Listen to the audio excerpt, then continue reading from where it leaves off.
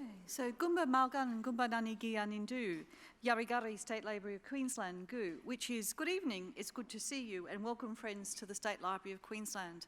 2019 is the International Year of Indigenous Languages and it's the perfect opportunity for the State Library of Queensland to showcase the significant work that we've done over the last decade to preserve, document and make accessible Queensland's traditional languages. And hopefully you saw the huge billboard at the front of this building that celebrates that year as well.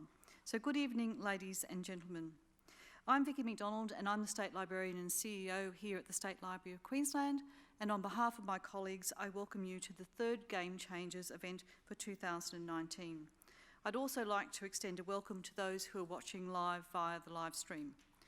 We acknowledge Aboriginal and Torres Strait Islander people and their continuing connection to land and as custodians of stories for millennia.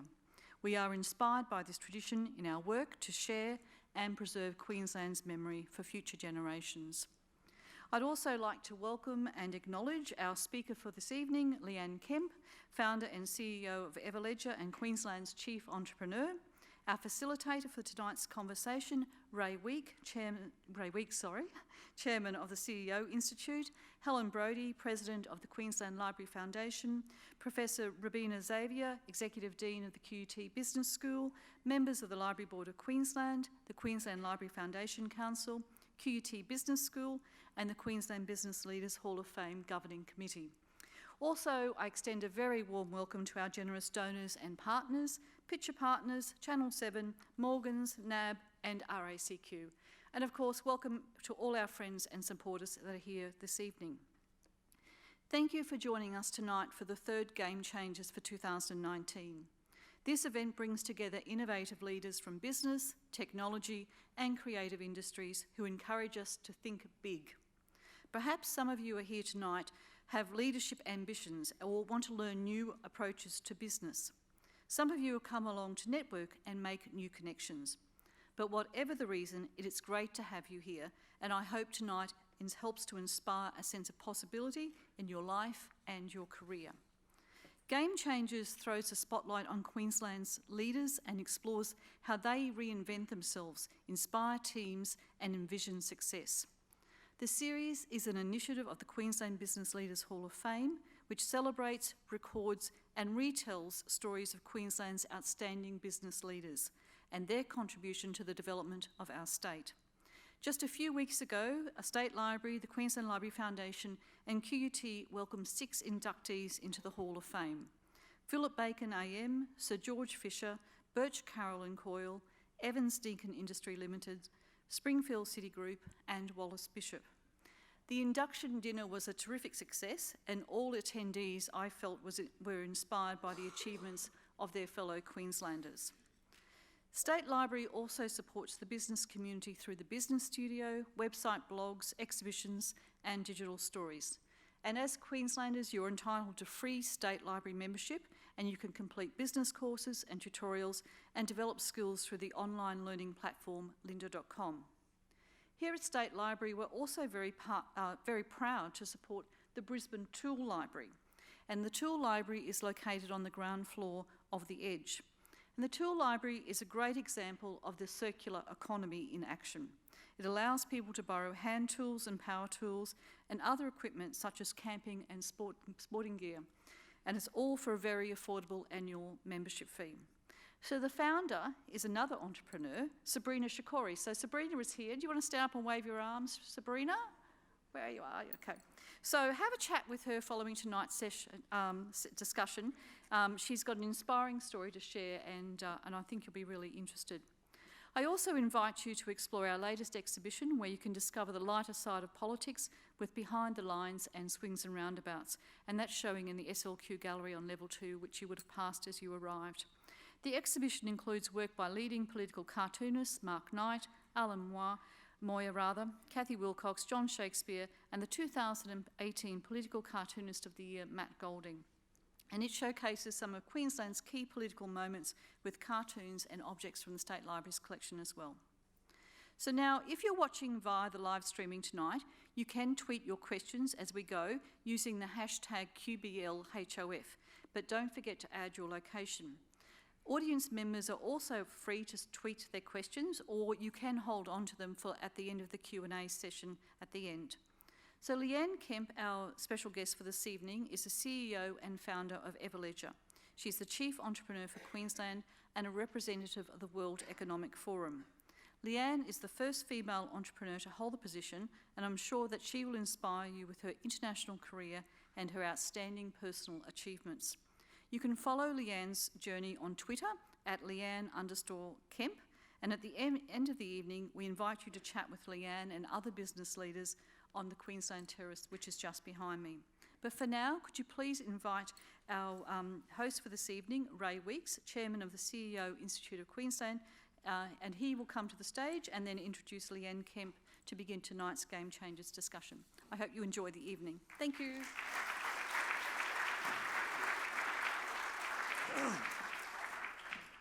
Good evening.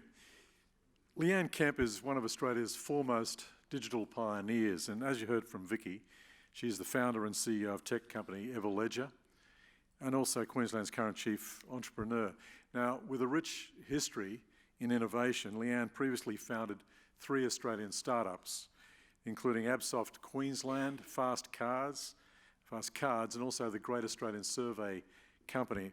Through these companies, she introduced and patented transformational technology ideas. Leanne started Everledger in March 2015 with $118,000 US seed funding, and by March last year, Everledger had 40 team members across 5 countries and had attracted $10 million in Series A funding. Leanne is pushing boundaries with Everledger in building a global, we'll talk about this tonight, a global verification system business that generates transparency along the entire supply chain process. So tonight, you're going to hear what it's like to start a global technology enterprise, scale it, and thrive. And Leanne's entrepreneurial success, as you well understand as Queensland's chief entrepreneur, it's a role that will further develop the startup ecosystem, build and promote the importance and contribution of entrepreneurship and investment in Queensland, and support job creation throughout the state. As Vicky said, she's the first female entrepreneur to hold the position and the first person to be appointed to, well, it's a 1-year term, but we expect that to be extended to 2 years. Leanne's leadership role in technology has been recognised. I just want to cover a couple of the awards. Winning awards including the 2018 Advance Australia Award, Innovator of the Year 2018 at the Women in IT Awards London, as well as being named in UK Business Insiders, and this is the award everyone wants to get, the 26 coolest women in UK tech for 2016. And Leanne was named one of the top 30 female innovators in 2016 and is also an IBM champion for 2018. Leanne's been appointed adjunct professor at QUT. If I add that Leanne lives in an old train carriage she bought from eBay and has filled it out to be fully sustainable, you'll agree that we're in for a fascinating conversation tonight. So please welcome Leanne Kemp.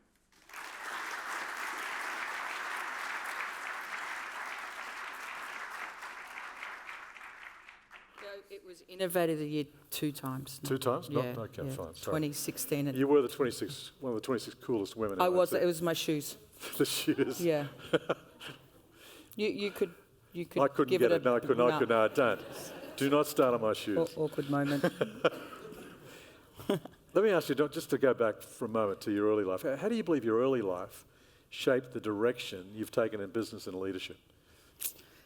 Drinking water from a hose, having a mum that's a waitress and a dad that's a painter. There's, the background of my family certainly didn't come from business books and reading or having an example of how you would run an entrepreneurial journey, but I was certainly grounded in the principles of life, and I was quite a good sports person when I was younger, so I understood the disciplines of getting in the pool and following the black line for more than an hour a day. So I think that has put me in a pretty good place to be able to repeat, wash and rinse when it comes to the disciplines of entrepreneurship. So what are some of the big values of your family? instilled in you some of those big values? Wow, you never steal from the cookie jar because they always know how many are in that jar. I'm the oldest. I have two younger brothers, and I think what has become instilled, probably more so within me than maybe the whole construct of the family as a whole, is, truthfulness, trust, and transparency. And if I now transcend into the business that I am in today with Everledger, I guess that's one of the purpose of the values that we bring across the work that we're doing now in the world. And also coming from a perspective of seeing things with a slightly different angle, even though you might only be afforded a certain set of colourful beads in life. If you can take a kaleidoscope view and look at it in a slightly different way, then you can see a whole imagination of beauty that maybe wasn't, able to be seen through a myopic lens. So you created this company, Everledger. It uses blockchain technology. That's the Now, rumour. there's a few people in this audience may not understand. Give us a simple explanation of blockchain. So blockchain technology really became a part of a rising set of technologies when Bitcoin, which is cryptocurrency, started to fame the front pages of many Twitter posts and even, the New York Times. I have a background in software engineering, so I was able to understand if I could decouple the currency from the ledger, I sort of knew and understood what that engine means. Effectively, it takes and brings together cryptography, which was not a new construct in the world. It combines that with database technology and a way for everyone to be able to vote upon a single truth. So it's a pretty transformative technology. I often talk about the World Wide Web as we know it today, transforming to the World Wide Ledger, the ability to transform the way that we communicate in a business language where value is able to be transacted and transferred across the world. So when you're looking at the big global problems that you think blockchain technology could solve, just take us a bit more through that. Yeah, look, I often sit and pontificate in my train with a beer in one hand and a fire, burning on that side. And the secrets of tomorrow are often kept in the realisation of yesterday. And if I really understand today, the internet as we know it is the fundamental economic instrument of our time.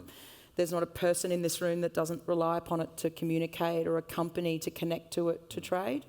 And yet, in 2007, the world understood what it meant when trust became a concern, where intermediaries effectively let us down in the financial markets. And it was around that time that a white paper was created for Bitcoin, and within that white paper, of course, was the engine of blockchain.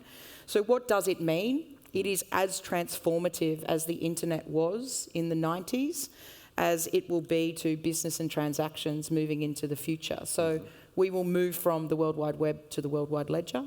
And as such, we will start to see this technology becoming an incredibly important operating system for the world when it comes to trust. That sounded pretty good. It sounded great. Actually, I could write that in a book. We should record that. Yeah. What a promise to live up to. Exactly. So I will come to the circular economy later, but just out of founding 4 startups since 1996, just give us some of the big learnings for you out of founding those startups. Huge waves of innovation occurred from the mid-90s. And now you're going to guess my age. Come on, I thought this was a secret between us. We tried to keep it a secret. We did try. I've seen transformations in technology over that time. And one of the biggest learnings for me is to understand the future promise of technologies takes more than just a hype curve to become realised. And in the mid-90s, I began working in RFID technology, which is radio frequency identification. Incredibly excited about this technology. It was touted to be the replacement to barcodes. We could put chips in children to be sure that they weren't, lost on the streets, maybe even a husband to make sure they come home at night at the right time. The reality is, 25 years later, this technology has not necessarily lived up to that promise. And so waves of technology are coupled with the future potential and the realisation of its complexity at a point in time where industry or the world or a certain challenge or a problem is ready to be solved. And that doesn't always coincide in the right time. One thing you said to me when we were talking the other day, which I found interesting too, it's something I've always thought about, is that with a founding a company, know your exit strategy at the start. Get some view about the shape of the company that should be there when you're starting out. Just explain that, because you've got a few entrepreneurs in this audience. Yeah, I mean, every modern woman likes to know the exit of a marriage before she walks into it. But that's a light joke. Awkward moment. I think it's really important to understand from a founder's perspective, there's such sacrifices that families make to support you in the journey. And of course, there's a well-trodden pathway to understand how to create a team and identify technologies. But it's often difficult to know and understand when is the right time for you to exit. And exiting a startup or exiting a scale-up actually doesn't occur necessarily at the same time as you would like to desire it to be.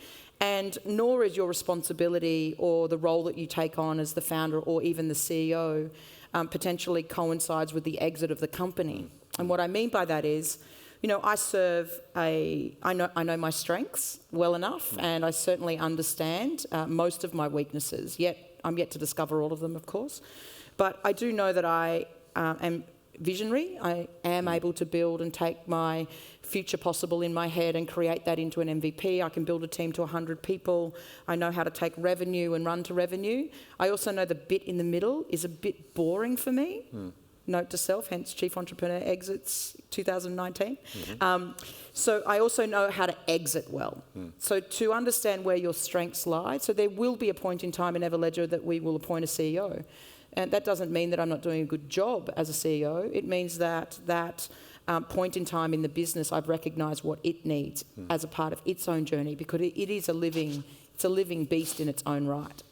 Yeah, a number of startups I've been involved with, emerging technology companies, we've had 4 different CEOs along the way, because we've understood that you do require very different skills at different stages in the development of the company. And CEOs need different support. So I have a chief of staff. Yep. She was part of the senior leadership team in Barclays Bank in London and part of the investment bank. She joined Everledger about a year ago now, so she's been working very closely to me to not necessarily align in the vision, but to help strengthen the leadership team. Because at some point in time, I felt like with 90 people in the company, operating in 5 countries, we built that in less than 4 years.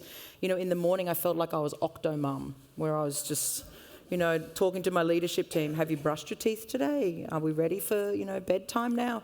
It was very difficult to get the right operating rhythm. And so I needed someone to be there by my side to help strengthen. And that role was not taking away from the COO or the CFO or even our CXO, but it was to strengthen the bridging between the CEO and the rest of the leadership team. So there's interesting dynamics in companies that scale up. Certainly someone said to me, wow, you're a business and you're 3.5 years old and you've got a chief of staff. That's not a normal appointment in an org chart, but it's a new normal. It's a normal for me, and I think it's strengthened us to be able to now, we'll be 150 people next year, and we have good stability and good baselines in our staff and also in the operating vision of the company as well. Talk about open source technologies. Why are they so important to you? They're important to the world. Explain that.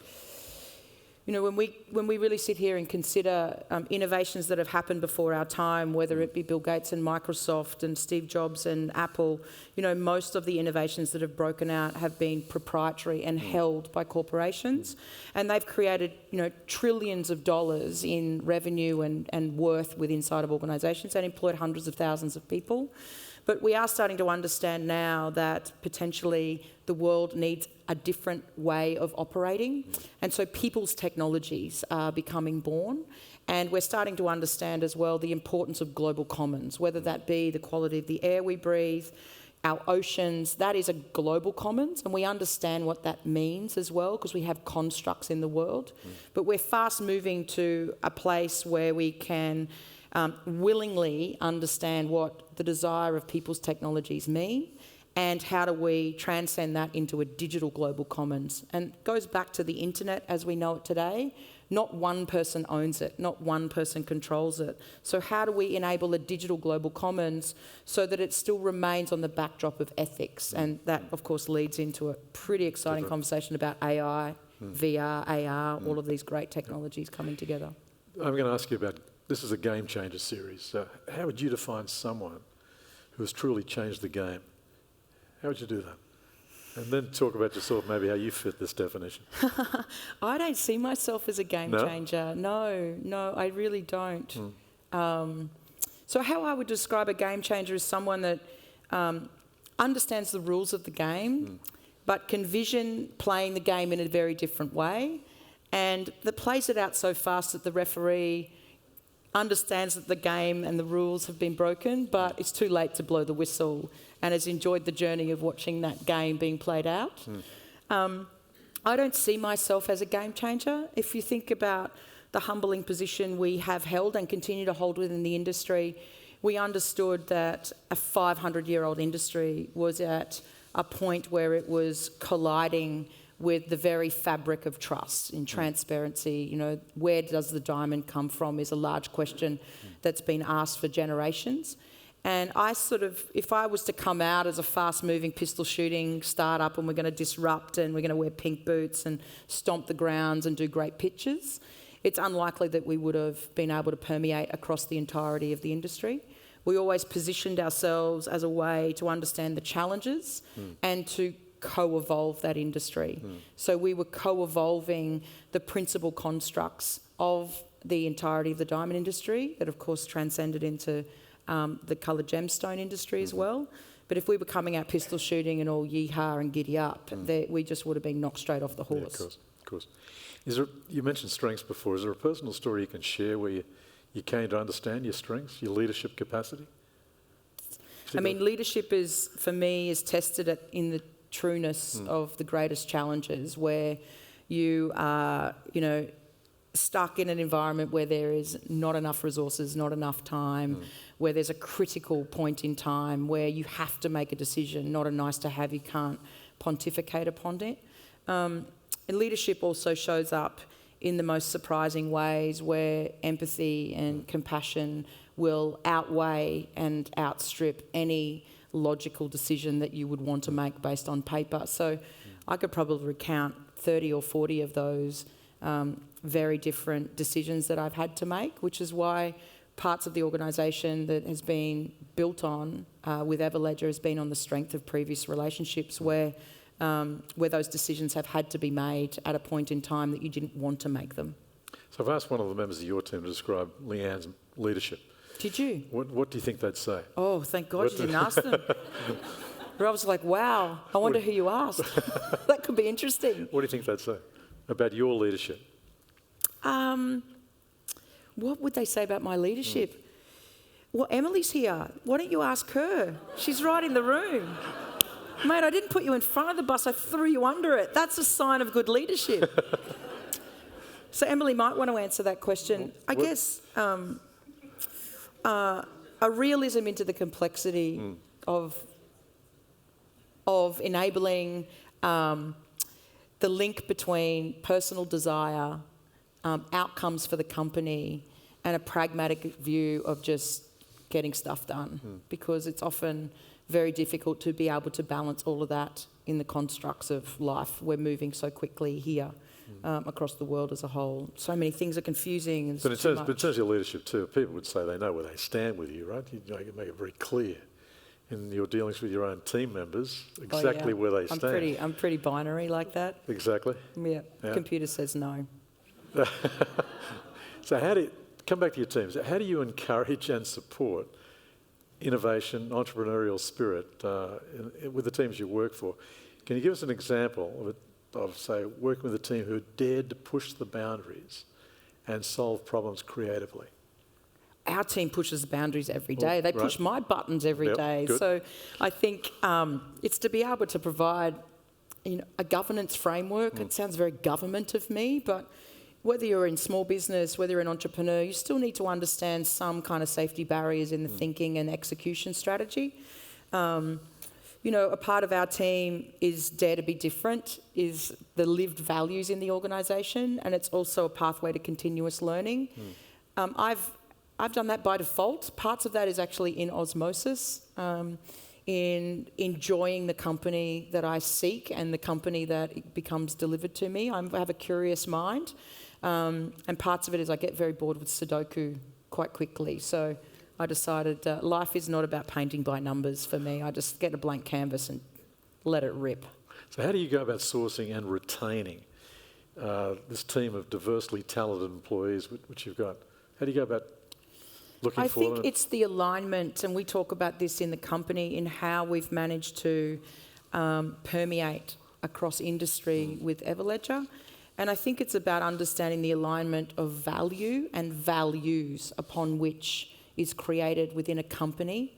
And in the diamond industry, we've managed to find the alignment of values, those that believe transparency is important, those that understand that child labour is not acceptable, and the value, in other words, the types of economics that align. If you think about that in a workplace environment, it's very similar. The values that I hold in leadership is incredibly important to align to the values of those in the organisation, as much as it is to enable the value construct, the economics of wages and or share options within the company, and or, you know, go and get a massage on a Friday afternoon and no one shall, you know, ask the question.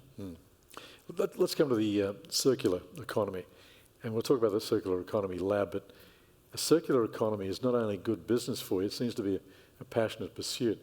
And we've had in here James Moody speaking at a previous Game Changers event, talking through two-share and exactly what that meant in terms of recycling.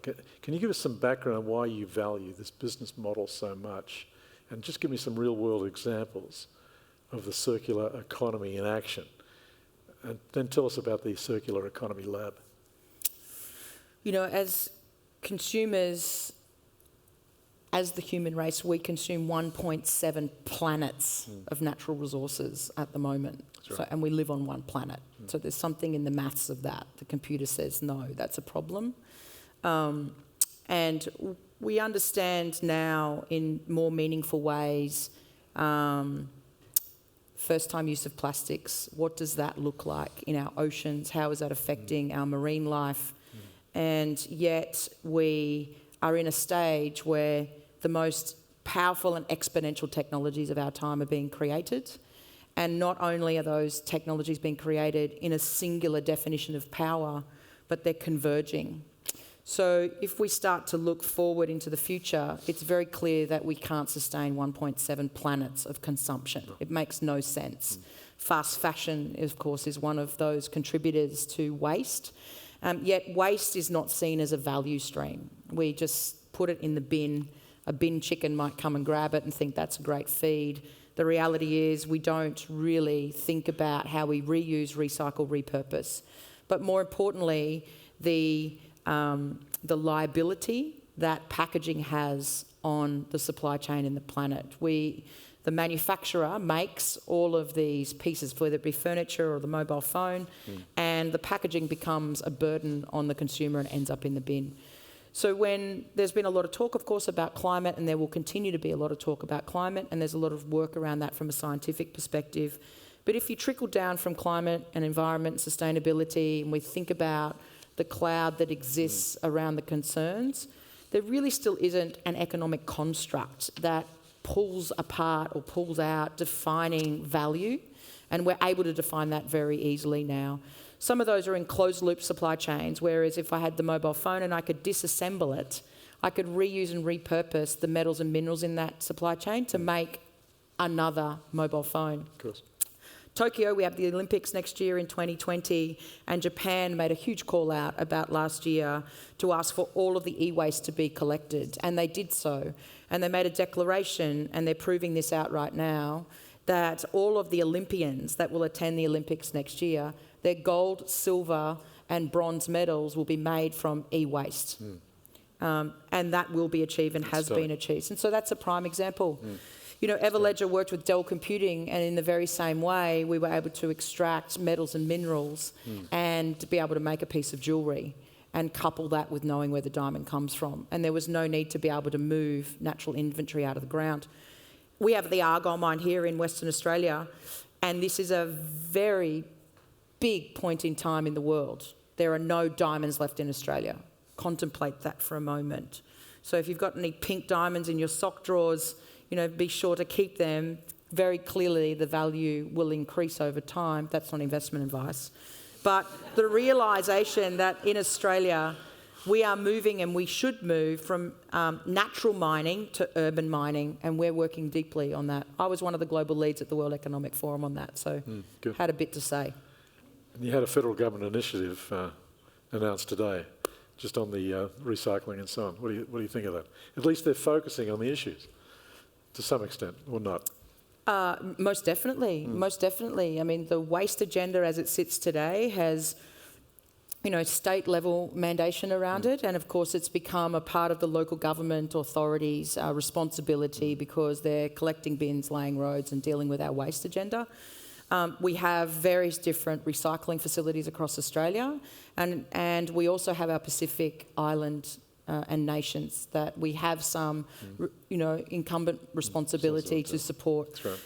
It's imperative that we have now a harmonised waste and waste-to-value stream construct, and I'm like hoop jumping over the fact that the federal government is involved, and they're starting to understand that this is not just about putting stuff in the bins, but there's individual stewardship programs that need to be called out and looked at more deeply. So whether that be the recycling of tyres, whether that be mobile phones and e-waste, I think we can solve the problem of plastics because we are able to take a lot of this waste, reduce it into various forms and put it into our infrastructure around construction.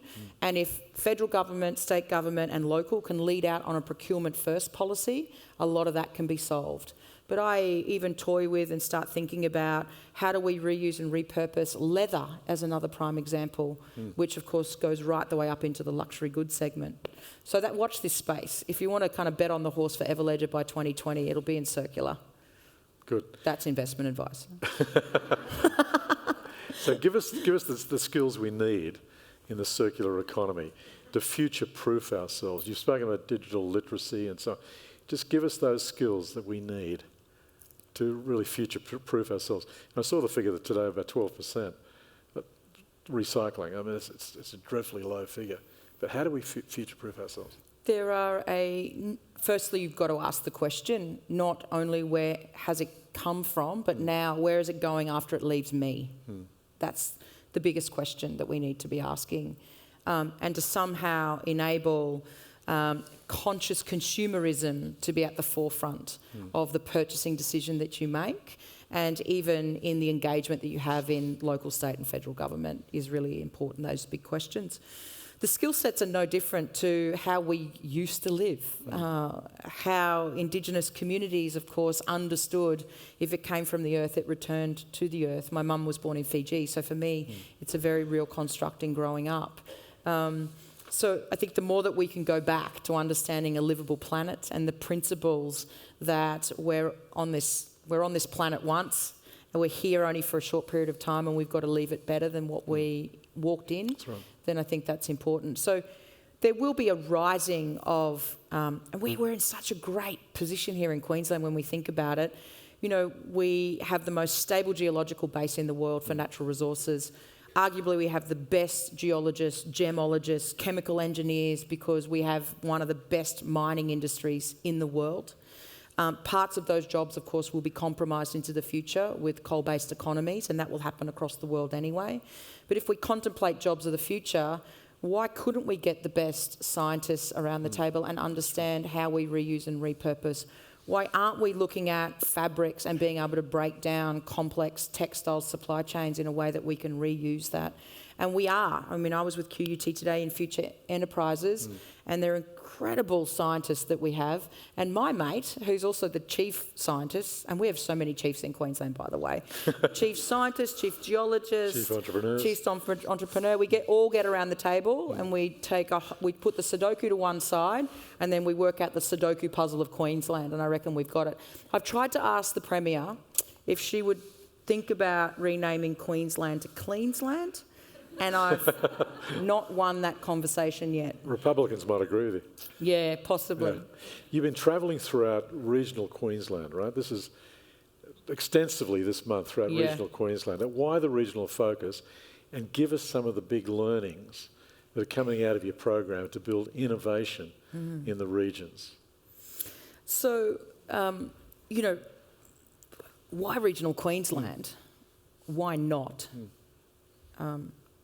You can't solve a problem if we're sitting here as an armchair innovator. Imagine me trying to sit in my train in Brisbane solving for the transparency of the diamond industry. You know, I jump on a plane and I'm in the main streets of Milan and New York, but also in Botswana and the Congo DRC and up in Kenya. There's no way that I can sit and innovate if I'm not in situ where the problem exists. Right. And in our state, our problem sits in rural regional Queensland. We have, as an innovator, there is something increasingly transformative about being able to touch the problem, to have the sense of knowing and understanding around how you can connect with community around that problem. And it's the power and the momentum that's created in rural regional towns that in fact is probably the enlightening moment that we might need here in parts of southeast Queensland corner where we are living with first world problems in comparison to those that are out in rural regional Queensland. Some of the communities, and I was so fortunate to be in Yarrabah and Wudjil and connected with Palm Island. I was in Townsville and Cairns, and that took me the better part of about 10 days to transcend most of those communities. And it wasn't just about just connecting with entrepreneurs and founders and startups. It was in the universities, it was with local council, it was with the crazy guy that someone said, hey, you know who Bob is? He's that guy down the road that's actually taken his whole garage out and the wife doesn't have a spare room in the house because he's built this contraption that looks at an extrusion machine on plastics. So it's pub talk that gets us to understand where some of the inventors are that are solving real problems because they have a connection to it in some other way of life. We're privileged in parts of the government today, particularly the Minister for Innovation, and I'm not just, blowing sunshine. We're in the timing upon which we can start to really understand where the prioritisation of the state lies, where the skill set of people lie, and form the very best foundation and rails for the future in a way where we should and will be known as the flag bearer for innovation, Queensland, when it comes to global markets. But you can't do that sitting here pontificating in a state library or in a great big adult kindergarten like the precinct. Get out the room.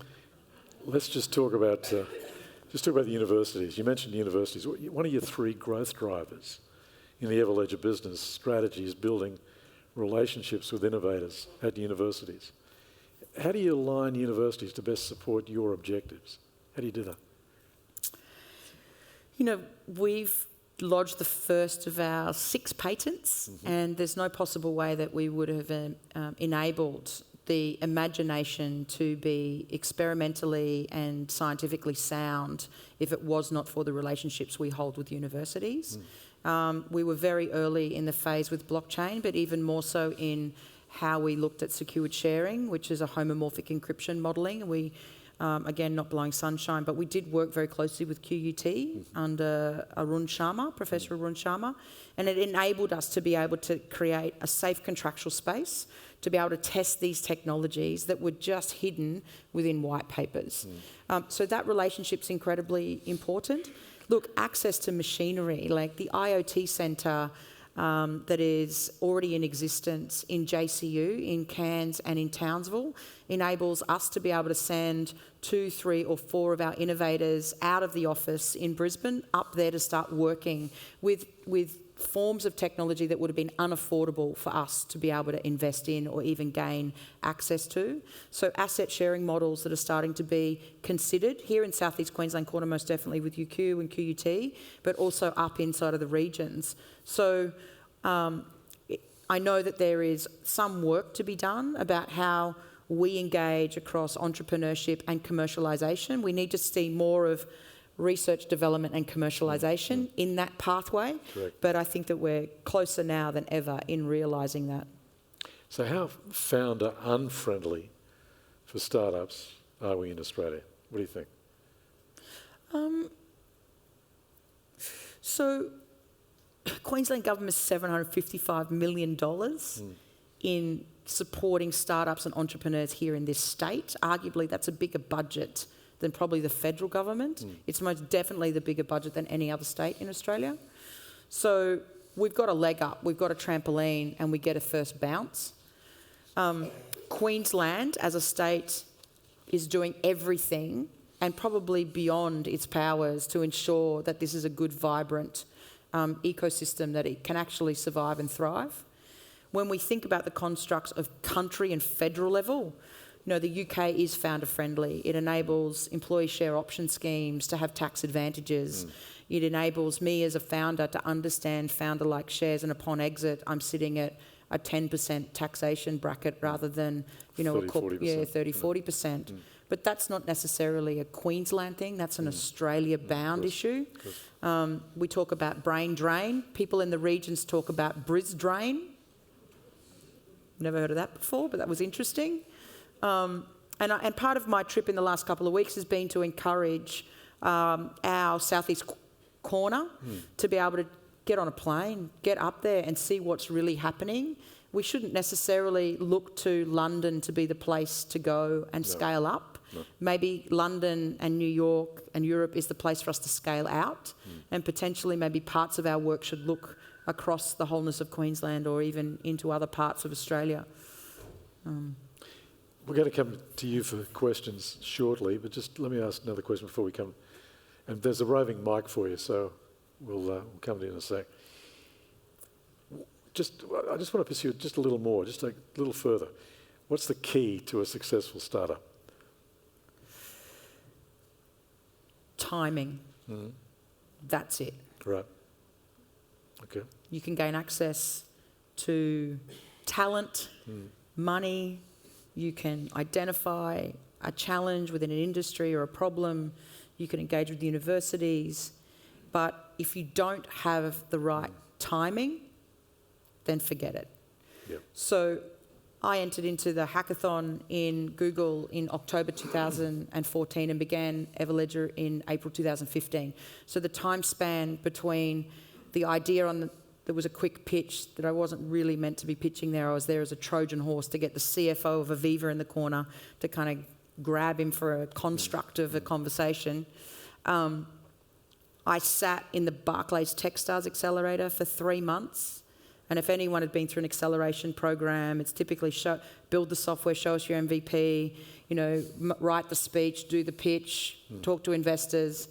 And all I did for 2.5 months of that 3 months was took every single research paper ever written about Bitcoin and blockchain, all the Git repositories, as well as the industry research paper for the diamond industry, and I stuck it on the wall like a crazy serial killer. I went to it with pins and string and sticky tape and post-it notes, and I just looked at it. And the one thing I recognised and realised, it was going to collide at a point in time that I would be ready to hit the ball over the net. That's great understanding. Questions? Right here. There's a question right here. Might have to drop the lights a little bit so I can see you. Just down here, if we could. There's another question as well. There's no one asleep, mate. You're doing a good job. You're doing a great job.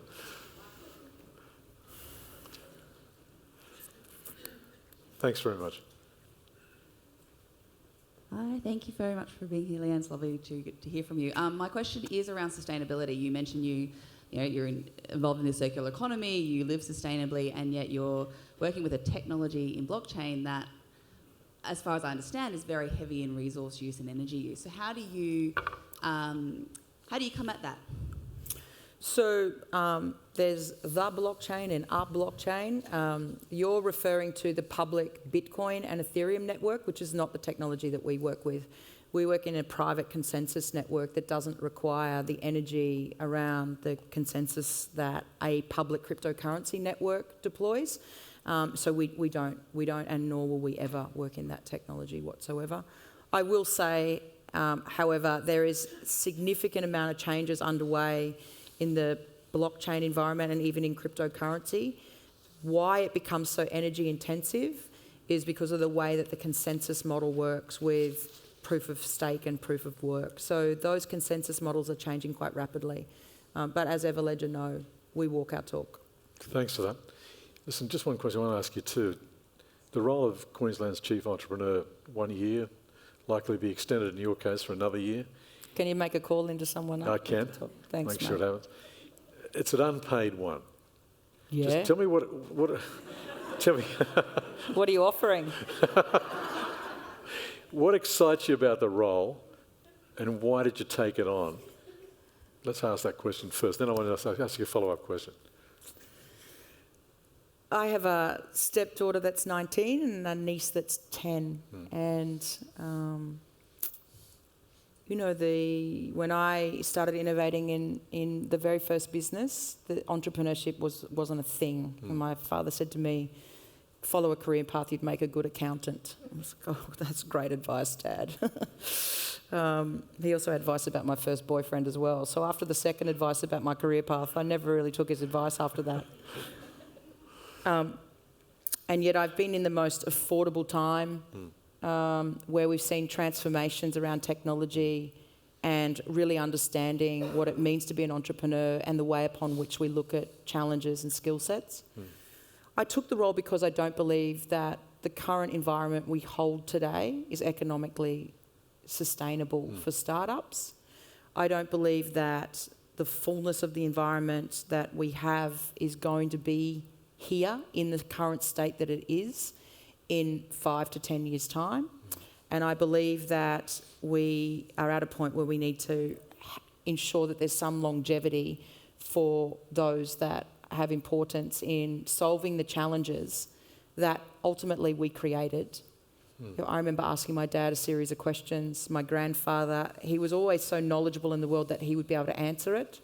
But there are questions that come to me, mostly from my niece, where why do we have this issue with waste? Why are we in the place that we are with single-use plastics? I don't have the answers to that. But her asking those questions is me seeking those answers. Sure. So for me, that's a very... See, I'm showing you I'm quite deep and meaningful, not shallow. And I'm shallow and funny, but also deep and meaningful. It's really shifted my thinking. Yeah, for me, it is really important too. You know, this state is grant-led. And we need to start thinking about being procurement-led. Like, what is the challenge and define it, enabling that challenge to be suitably created around a certain sense of timing and urgency, and then allow innovation to really take a hold, because it will solve for these challenges. We will solve the problem in the oceans. We will clean up. It's a 30-year construct to clean it up completely, but we will clean up probably 80% of it in the first 10 years. It will take us 20 years to clean up the rest of it because it's subsurface and we can't easily even identify where it is yet. So technology will solve for these things. We talk about technology taking over the jobs of the future, but in all of these conversations we often forget that humans are the technology. Like, we are the technology here on this planet. Jobs. So you look back in, let's assume you're 2 years in this role. You look back in 2 years' time, how would you gauge whether you've succeeded or not? I think I already have succeeded in some respects. We've had a true strengthening and an understanding of what it takes to have deliberate engagement and deliberate intent across a healthy and diverse ecosystem of stakeholders. The engagement that sits now with universities, with very early stage, with angel investors, a number of those engagement weren't necessarily as strengthened as they are today. And maybe, you know, that can come out of the likes of the people that have engaged heavily across the Chief Entrepreneur's Office. We've already seen the understanding in the importance of engagement in the formation of strategy, and testament to the Minister for Innovation for now contemplating in its entirety the work across rural regional Queensland in the release of her 2.0 strategy. You know, that is penned, that's ready to be stamped, but it's been held back awaiting the work that we're both doing in parallel sequencing to make sure that it is fully informed. So that is already being well underway. No, I'd also like to see a couple of startups fill their back pockets with cash so they could shout me beer at the bar. You're right, from the back of the panel. That'd be pretty good. Question. Yeah, just up here, if we could, please. 2 questions here. Thanks. My name's Mackenzie. I've got a startup called Compago, and I just had a question around about timing. It came up a few times today, once with the RFID chips and again in blockchain. What are some of the key elements that you looked for or continue to look for to know that a technology is ripe and it's the right time to move forward on that technology? And what are indications that perhaps it's not quite the right time to move forward? Yeah, I'll tell you a disaster. So everyone in the room understands, or would they remember WAP, W-A-P, Wide Area Protocols? Yep. Everyone understand when around that same time we had Palm Pilots and everyone was talking about widgets. You know, this is before apps and app stores. And I remember I had, my office was at Kelvin Grove and I had about 30 people in the company at that stage, and we were working with Bidvest, the biggest in food distribution, and then and Foster's with alcohol. There's something about the businesses I build that are really deep in terms of my preferences. Diamonds, art, watches, wine. You know my interest beer, in the beer food. business. Beer business is great. Yeah. You know, and I saw WAP and widgets and I was like, this is a game changer. We can really do something with this. So, of course, I just literally turned the ship and said, right, we're doing this and nothing else but this. And it was about 6 months of hardcore 7 days a week, digging in, understanding all the elements of that technology to effectively wake up the next morning, and then SMS came onto the forefront. The iPhone ended up getting rocked out and I was like destroyed in a heartbeat, because sometimes the first release of technologies is quickly surpassed by the next generation of technologies. Or a combination of those. So I learnt that by lots of scratches and lots of failures. The RFID journey was really interesting to me. I believe if it was not for the separation and the proprietary nature of the major players that held the standards close to being a part of their manufacturing sequencing, in other words, if they really went out and said, here's an ISO standard, here's the open source enablement, here's the libraries, it would have broken through.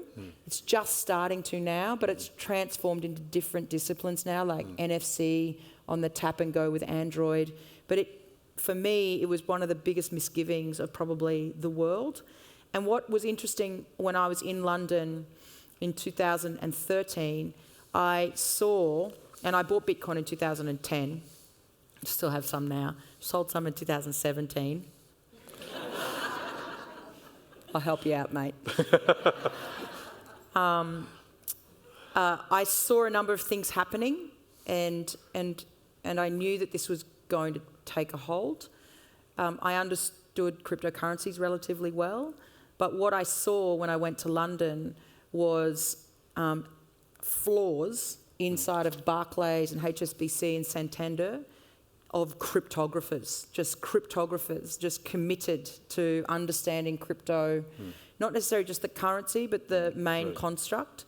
And I saw that we had a white paper and it was open source, and that we had the early movement. So Vitalik Buterin, who of course is the founder of Ethereum, I met him and he was calling the beta release of Ethereum Homestead. It was that long ago. And I saw lots of different movements that were happening.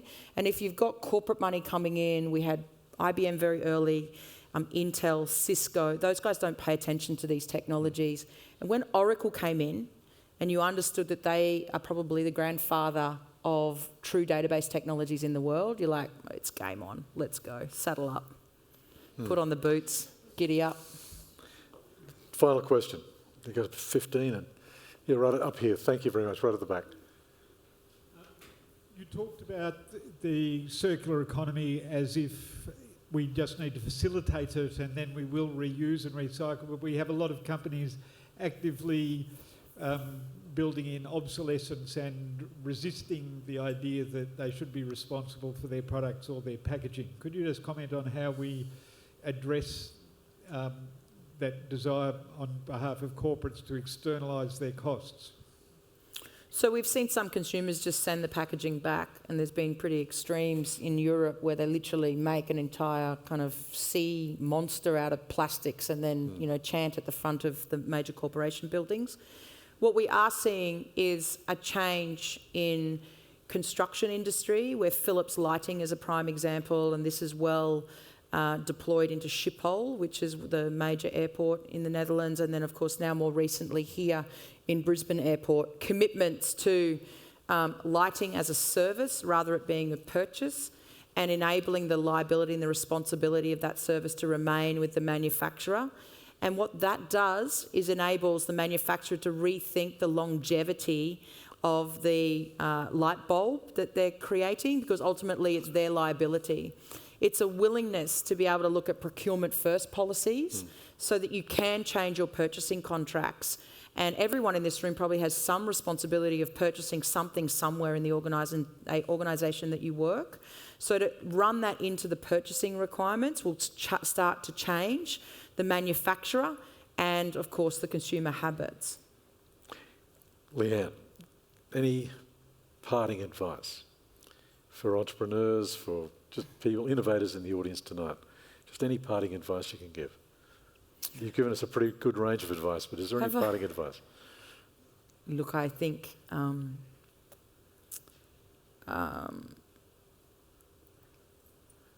the biggest advice that I could probably say is that entrepreneurship lives out in so many different ways with intrapreneurs and govpreneurs and kidpreneurs. Yep.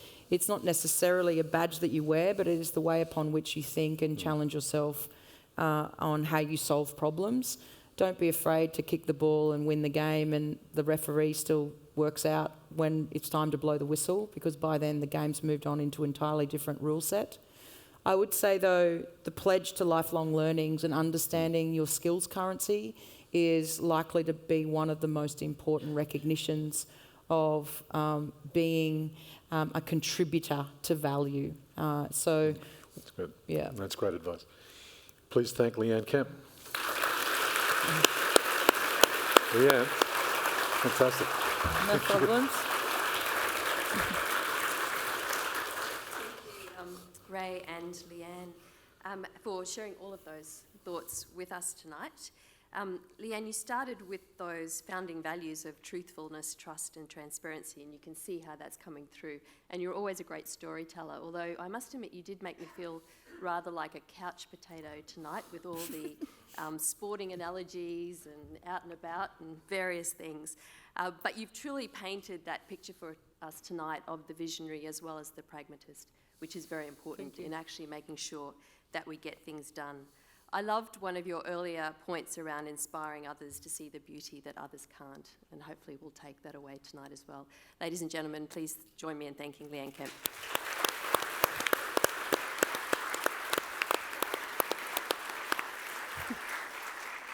For those of you who'd like to revisit tonight's conversation or share it with friends or colleagues, the webcast and transcript will be available on the State Library and Queensland Business Leaders Hall of Fame website within the next week, so you can clearly access it there. A special thanks to Ray Weeks for your valuable contribution again to the Game Changer series. Thank you. Thank you. He gets all the good jobs of being able to research all the people's backgrounds and share those stories and then bring it to fruition. We have had a fantastic series for 2019, and our final Game Changers conversation is Tuesday the 15th of October, where we'll feature cardiologist Dr. Rolf Gomes, who founded Heart of Australia and brought the Heart Bus to those living in remote Queensland. Another fantastic story about servicing all of Queensland in what it is that we do. Tickets for this free event are now available online via the State Library website. On behalf of the Governing Committee and the founding partners, I'd like to again thank the sponsors of the Queensland Business Leaders Hall of Fame, principal sponsor Pitcher Partners, our television sponsor Channel 7, and major sponsors Morgans, NAB and RACQ. Please join me in thanking them all.